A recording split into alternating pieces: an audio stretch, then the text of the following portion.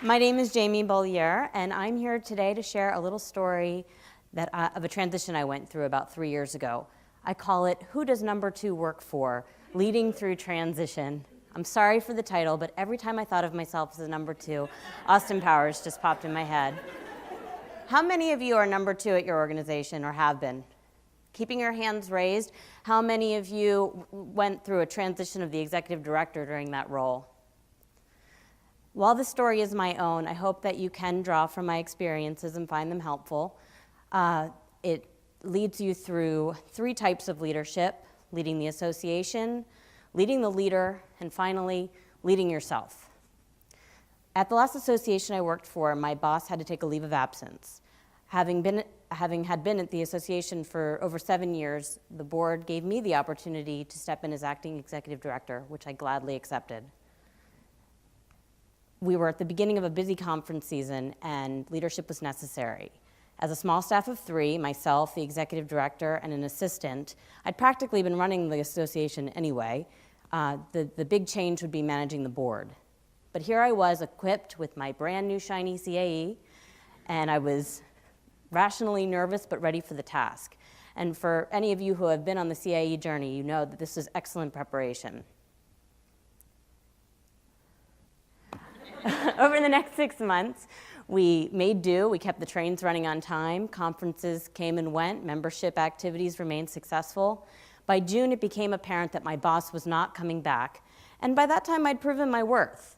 But because of a little project I'd had in store, coupled with the fact that my board was really more comfortable with a subject matter expert as executive director, the search began. With about 3 months until my hard deadline, the board searched while I prepared. Now, organization has never been my strong suit, but here I was, an acting executive director, about to go out on maternity leave, only to come back to a new boss who would probably start after I'd left. Talk about stress.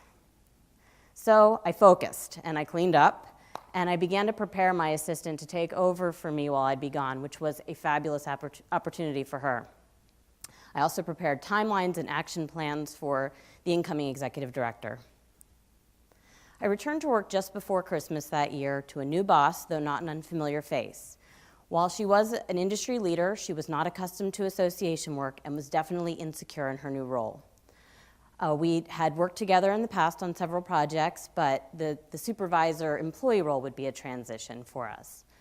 I think she was thankful, although somewhat intimidated by my experience in the organization, and this presented a new challenge for me, which is consequently number 2 on my list. The challenge, leading the leader. As you know, with a new boss, I was no longer in charge. I had to step back from my role with the board, even though some were quick to call on me first with questions and needs.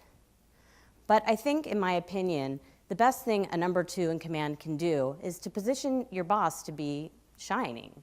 It's a win-win situation. The board is happy, the executive director is happy. But heed this warning: never let all the credit go away from your work.